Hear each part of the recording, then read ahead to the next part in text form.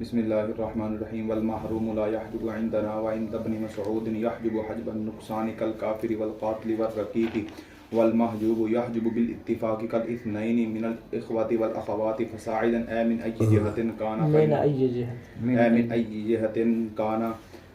من أي جهة كان فإنهما لا يرثان مع الأب ولكن يحجبان الأمة من الثلث إلى السدس. بسم اللہ الرحمن الرحیم. مصنف رحمہ اللہ نے یہاں پر ایک اختلافی مسئلہ بیان فرمایا ہے، تو اس اختلافی مسئلہ سے قبل بطور تمہید ایک بات جو ہے وہ ذہن نشین فرمائیں. وہ تمہید یہ ہے کہ محروم اور محجوب کے درمیان فرق ہے. محجوب اور محروم کے درمیان کیا ہے؟ فرق ہے. محروم اس شخص کو کہتے ہیں کہ جس کے اندر موانع ارث میں سے کوئی مانع اس کے اندر پایا جائے جس کی وجہ سے وہ جائیداد سے حصہ حاصل نہ کر سکے. محروم وہ شخص ہے کہ جس کے اندر موانع ارث میں سے کوئی مانع پایا جائے جس کی وجہ سے وہ جائیداد سے کیا ہو جائے؟ محروم ہو جائے، جائیداد سے حصہ حاصل نہ کر سکے. اسے کیا کہتے ہیں؟ محروم کہتے ہیں. جیسا کہ مورث اور وارث دونوں کے دینوں کا مختلف ہونا، یعنی ایک کا مسلمان اور دوسرے کا کافر ہونا، یہ بھی موانع ارث میں سے ایک مانع ہے. اور غلام ہے یا قاتل ہے، جو قاتل ہوگا جس نے اپنے مورث کو کیا کر دیا ہے؟ قتل کر دیا ہے. جو قاتل ہے تو وہ بھی محروم ہوگا، کیونکہ قتل موانع ارث میں سے ایک مانع ہے، وہ اس کے اندر پایا جا رہا ہے. ٹھیک ہے.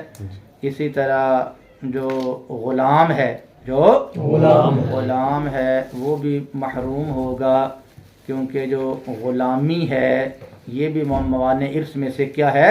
ایک مانع ہے. ٹھیک ہے. وہ شخص کہ جس کے اندر موانع ارث میں سے کوئی مانع پایا جائے اور اس وجہ سے وہ جائیداد سے حصہ حاصل نہ کر سکے تو اسے کہتے ہیں محروم. اسے کہتے ہیں محروم.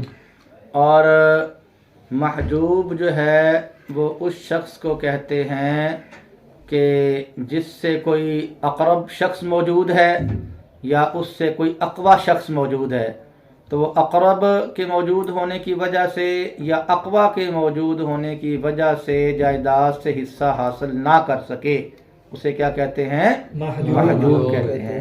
اسے محجوب کہتے ہیں. مثلا جو میت کا جو بیٹا ہے اور میت کا جو پوتا ہے، ان دونوں میں سے جو اقرب ہے وہ کیا ہے؟ بیٹا. وہ کیا ہے؟ بیٹا. اور جو ابعد ہے وہ کیا ہے؟ پوتا. اب میت کا جو اقرب ہے وہ ابعد کو کیا کرے گا؟ محجوب کرے گا. وہ کیا کرے گا؟ اب جو پوتا ہے یہ محض اس وجہ سے جائیداد سے حصہ نہیں پا رہا کہ اس سے جو اقرب ہے وہ موجود ہے. اس سے جو اقرب ہے وہ موجود ہے. اور ٹھیک ہے. لہذا جو بیٹے اور پوتے میں سے جو پوتا ہے تو وہ کیا کہلائے گا؟ محجوب کہلائے گا. وہ محجوب کہلائے گا. اور ٹھیک ہے.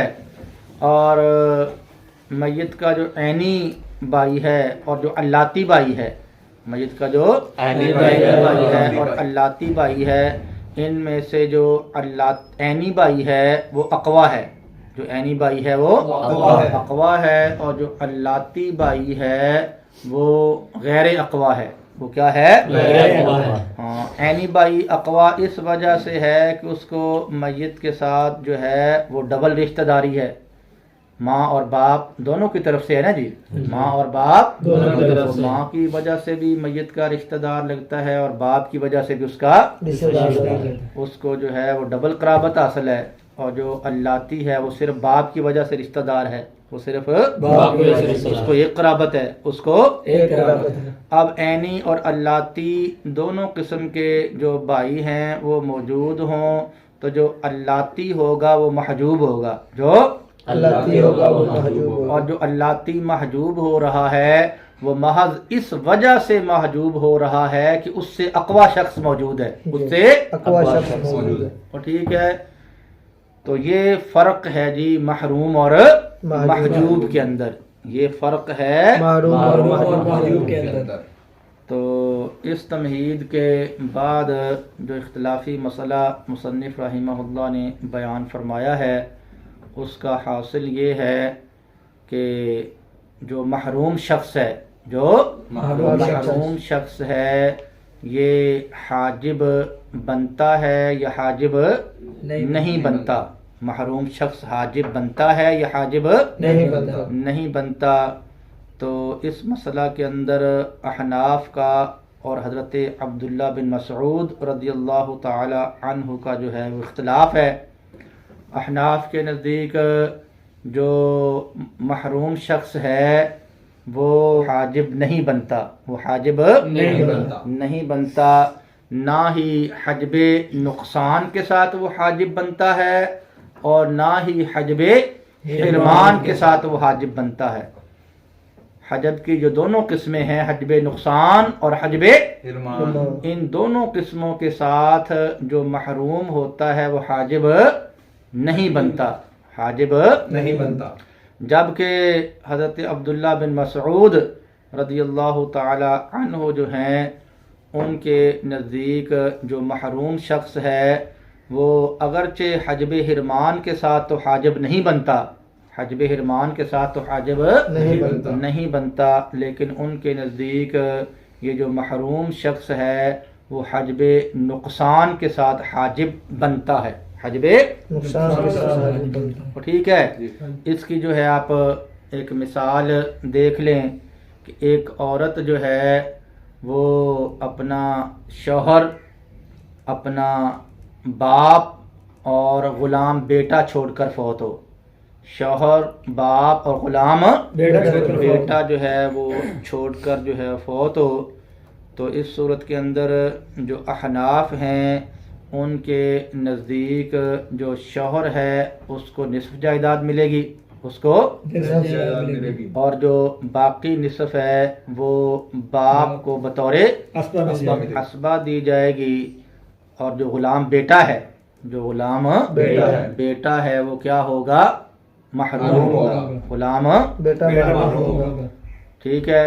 اور یہ جو غلام بیٹا ہے، یہ جو غلام بیٹا ہے وہ شوہر کے لیے حاجب نہیں بنے گا، یہ شوہر کے لیے حاجب نہیں بنے گا۔ اور ٹھیک ہے، اگر یہاں پر محروم بیٹا ہے جو ہے وہ شوہر کے لیے حاجب بنتا تو پھر شوہر جو ہے اس کو نصف نہیں ملنا تھا بلکہ ربع ملنا تھا۔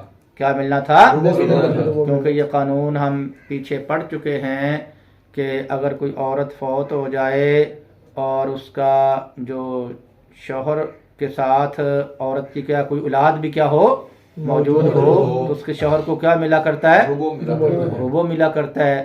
جبکہ یہاں پر عورت کی اولاد ہے، بیٹا موجود ہے، اگرچہ وہ خود محروم ہی ہے، اگرچہ وہ خود غلامی کی وجہ سے وہ خود کیا ہے؟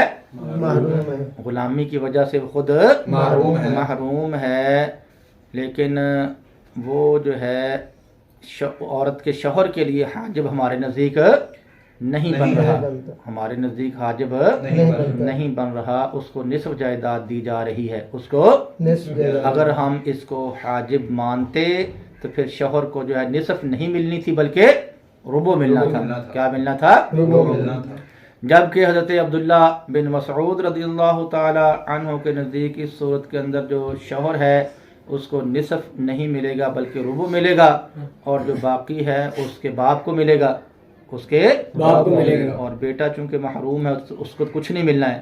اور ٹھیک ہے، تو حضرت عبداللہ بن مسعود رضی اللہ تعالی عنہ جو ہیں وہ اس مثال کے اندر جو محروم بیٹا ہے، جو محروم بیٹا ہے، اس کو میت کے شوہر کے لیے حاجب قرار دے رہے ہیں، حجب نقصان کے ساتھ حاجب قرار دے رہے ہیں، حجب نقصان کے ساتھ کہ اگر یہ بیٹا غلام نہ ہوتا، یہ اس کا بیٹا نام ہوتا تو شوہر کو ملنا تھا نصف، شوہر کو ملنا تھا نصف ملنا تھا، لیکن یہ چونکہ بیٹا موجود ہے، بیٹا موجود ہے، مرنے والی عورت کی جو اولاد موجود ہے تو یہ اس کو مانتے ہیں، حاجب مانتے ہیں۔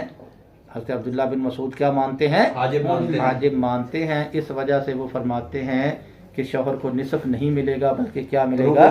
ربع ملے گا۔ ٹھیک ہے جی، یہ تو جو مصنف نے مسئلہ بیان فرمایا ہے وہ ہو گیا۔ ہم جو احناف کا موقف ہے، ہم جو احناف کا موقف ہے تو عام صحابہ کرام رضوان اللہ تعالی علیہم اجمعین کا موقف بھی یہی ہے، ان کا موقف بھی یہی ہے۔ جس موقف پر جو ہیں احناف ہیں تو عام صحابہ کرام بھی اسی موقف پر ہیں، عام صحابہ کرام بھی اسی موقف پر ہیں۔ حضرت صحابہ کرام رضوان اللہ تعالی علیہم اجمعین کے دور کے اندر جو ایک عورت ہے وہ اپنا شوہر، اپنے جو دو اخیافی بھائی، اپنا شوہر، اپنے دو اخیافی بھائی اور کافر بیٹا جو ہے وہ چھوڑ کر فوت ہوئی، کافر بیٹا چھوڑ کر فوت ہوئی۔ ٹھیک ہے، ایک مسلمان جو عورت تھی اس نے اپنا جو ہے وہ شوہر چھوڑا، اپنے دو اخیافی بھائی چھوڑے اور ایک کافر بیٹا چھوڑا، ایک اپنا ایک کافر بیٹا چھوڑا۔ تو حضرت علی المرتضیٰ شیر خدا رضی اللہ تعالی عنہ اور حضرت زید بن ثابت رضی اللہ تعالی عنہ، ان دونوں بزرگوں نے فیصلہ یہ فرمایا کہ جو شوہر ہے اس کو ملے گا نصف، شوہر کو نصف ملے گا، اور جو اخیافی جو بھائی ہیں ان کو ثلث ملے گا، ان کو ثلث ملے گا، اور جو کافر بیٹا ہے، جو کافر بیٹا ہے وہ تو چونکہ کیا ہے؟ محروم ہے، وہ تو محروم ہے، اس کو تو کچھ نہیں ملنا، اور باقی جو جائیداد بچی ہے، باقی جو جائیداد بچی ہے وہ اسبات کو دی جائے گی، اگر اسبات ہوں وہ اسبات کو دی جائے گی، اور اگر اسبات نہ ہوں، اگر اسبات نہ ہوں تو وہ کن پر رد کی جائے گی؟ وہ جو اخیافی دو بھائی ہیں، اخیافی دو بھائی ہیں، ان پر کیا کی جائے گی؟ رد کی جائے گی۔ اور محشی فرماتے ہیں کہ ہمارے زمانہ کے اندر جو ہے وہ زوج پر رد کی جائے گی، نہ کہ اخیافی بھائیوں پر، نہ کہ کس پر رد کی جائے گی؟ زوج پر۔ کس پر رد کی جائے گی؟ زوج پر۔ ٹھیک ہے، اب جو ہے وہ آپ یہاں پر توجہ فرمائیں، دیکھ لیں کہ جو حضرت علی المرتضیٰ شیر خدا اور زید بن ثابت رضی اللہ تعالی عنہ جو ہیں، انہوں نے شوہر کو کیا دیا ہے؟ نصف جائیداد دی ہے، شوہر کو نصف جائیداد دی ہے۔ تو انہوں نے یہاں پر محروم بیٹا، جو کافر بیٹا محروم ہے، اس کو انہوں نے شوہر کے لیے حاجب نہیں مانا، شوہر کے لیے حجب نقصان کے ساتھ حاجب نہیں مانا، حجب نقصان کے ساتھ حاجب نہیں مانا۔ اگر یہ دونوں بزرگ جو ہیں وہ محروم بیٹے کو حجب نقصان کے ساتھ حاجب مانتے تو وہ شوہر کو جو ہے وہ نصف نہ دیتے بلکہ کیا دیتے؟ ربع دیتے۔ کیا دیتے؟ ربع دیتے۔ لیکن انہوں نے ربع نہیں دیا بلکہ نصف دیا ہے۔ اس سے ثابت ہوا کہ انہوں نے بیٹے کو، محروم بیٹے کو حجب نقصان کے ساتھ حاجب نہیں مانا ہے، حجب نقصان کے ساتھ نہیں مانا۔ ٹھیک ہے، ثابت ہو گیا کہ جو محروم ہوتا ہے وہ حجب نقصان کے ساتھ حاجب نہیں بنتا، حجب نقصان کے ساتھ حاجب نہیں بنتا۔ ٹھیک ہے، اسی طرح ان دونوں بزرگوں نے محروم بیٹے کو، محروم حجب حرمان کے ساتھ بھی حاجب نہیں مانا، حجب حرمان کے ساتھ بھی حاجب نہیں مانا، کیونکہ اگر یہ دونوں بزرگ جو ہیں وہ اس محروم بیٹے کو، اس کافر بیٹے کو جو کہ خود محروم ہے، حجب حرمان کے ساتھ حاجب مانتے تو وہ جو میت کے اخیافی بھائی ہیں ان کو حصہ نہ دیتے، ان کو حصہ نہ دیتے، ان کو وہ محجوب قرار دیتے، کیونکہ ہم ان کے احوال کے اندر، اخیافی بہن بھائیوں کے احوال کے اندر یہ بات ہم پڑھ چکے ہیں کہ میت کی جو اولاد ہے، میت کی جو اولاد ہے، یا میت کا جو بیٹا ہوتا ہے، باپ دادا ہوتے ہیں، ان کی موجودگی میں اخیافی بہن بھائی کیا ہوتے ہیں؟ محجوب ہوتے ہیں۔ اخیافی بہن بھائی محجوب ہوتے ہیں، ٹھیک ہے۔ تو یہاں عورت جو ہے اس کا محروم بیٹا جو ہے وہ موجود ہے، محروم تو اگر یہ محروم بیٹا حاجب بنتا، اگر یہ محروم بیٹا حاجب بنتا تو پھر جو یہ اخیافی بھائی ہیں ان کو کچھ نہیں ملنا تھا، ان کو کچھ نہیں ملنا تھا، لیکن ان دونوں بزرگوں نے، ان دونوں صحابہ نے کیا کیا ہے؟ اخیافی بھائیوں کو ثلث دیا ہے، اخیافی بھائیوں کو ثلث دیا ہے۔ تو پھر انہوں نے اس محروم بیٹے کو حاجب نہیں نہ مانا، اس محروم بیٹے کو حاجب حرمان کے ساتھ بھی حاجب نہیں مانا ہے، تو ثابت ہو گیا کہ جو محروم ہوتا ہے وہ حجب حرمان کے ساتھ بھی حاجب حرمان کے ساتھ بھی اور ٹھیک ہے۔ تو جو محروم ہوگا نہ وہ حجب نقصان کے ساتھ حاجب بنے گا، کسی دوسرے کا حصہ کم بھی نہیں کرے گا، کسی دوسرے کا حصہ اور نہ ہی یہ حجب حرمان کے ساتھ حاجب بنے گا کہ کسی کو مکمل طور پر اس کے حصہ سے بھی محروم نہیں کرے گا، نہیں نہ حجب نقصان کے ساتھ حاجب بنے، یعنی کسی کے حصے کو کم نہیں کرے گا، نہ حجب حرمان کے ساتھ حاجب بنے گا کہ کسی کو مکمل طور پر محجوب اور ٹھیک ہے۔ اچھا جی، اگلا مسئلہ مصنف رحمہ اللہ نے جو بیان فرمایا ہے وہ مسئلہ اتفاقی ہے، وہ مسئلہ اتفاقی ہے۔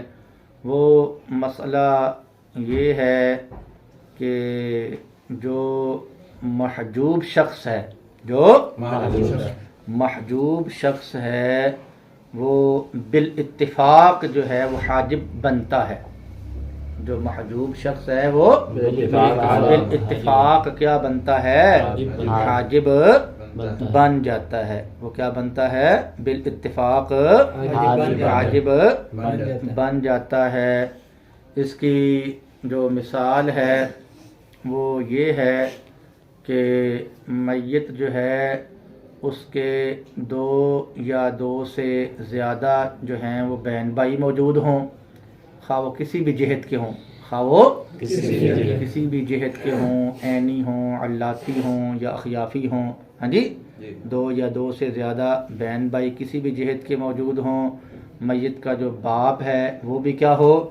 موجود ہو، اور میت کی ماں جو ہے وہ بھی کیا ہو؟ موجود ہو۔ تو یہ جو میت کے دو یا دو سے زیادہ جو بہن بھائی ہیں وہ میت کے باپ کی موجودگی میں محجوب ہوتے ہیں، وہ میت کے باپ کی موجودگی میں محجوب ہوتے ہیں، جیسا کہ تفصیل کے ساتھ ہم اس بات کو پیچھے پڑھ آئے ہیں، اس بات کو ہم تفصیل کے ساتھ پیچھے پڑھ آئے ہیں کہ میت کے جو میت کے جو بہن بھائی ہوتے ہیں خواہ وہ کسی بھی جہت کے ہوں، میت کے باپ کی موجودگی میں وہ کیا ہوتے ہیں؟ محجوب ہوتے ہیں۔ کیا ہوتے ہیں؟ لیکن یہ جو محجوب ہیں یہ ماں کے لیے کیا بن جائیں گے؟ حاجب، یہ ماں کے لیے حاجب بن جائیں گے کہ اگر یہ جو ہیں وہ موجود نہ ہوتے، یہ موجود نہ ہوتے تو اور میت کی جو اولاد ہے وہ بھی نہ ہوتی تو ماں کو ملنا تھا کیا؟ ثلث، ماں کو ثلث ملنا تھا۔ لیکن یہ جو میت کے جو بہن بھائی ہیں، میت کے جو بہن بھائی ہیں یہ موجود ہوں تو ماں کو کیا ملتا ہے؟ سدس ملتا ہے۔ کیا ملتا ہے؟ تو یہ باپ کی موجودگی میں یہ بہن بھائی جو ہیں وہ خود کیا ہیں؟ محجوب ہیں، لیکن ماں کے لیے یہ حجب نقصان کے ساتھ کیا بن رہے ہیں؟ حاجب بن رہے ہیں. ماں کے لیے حجب نقصان کے ساتھ یہ کیا بن رہے ہیں؟ حاجب بن رہے ہیں کہ ماں کے حصے کو جو کم، یہ ماں کے حصے کو کم کر رہے ہیں. اگر یہ نہ ہوتے تو ماں کو تہائی ملنا تھا، 1/3 ملنا تھا، تو ان کی وجہ سے ماں کو جو ہے سدس مل رہا ہے، 1/6 مل رہا ہے. تو یہ ماں کے خود محجوب ہیں اور ماں کے لیے بھی کیا بن رہے ہیں؟ حاجب بن رہے ہیں. پتہ چل گیا، معلوم ہو گیا کہ جو محجوب ہوتا ہے وہ کیا بن جاتا ہے؟ حاجب بن جاتا ہے. البتہ جو محروم ہوتا ہے وہ حاجب بنے گا یا نہیں بنے گا، اس میں اختلاف ہے جو اوپر گزر چکا.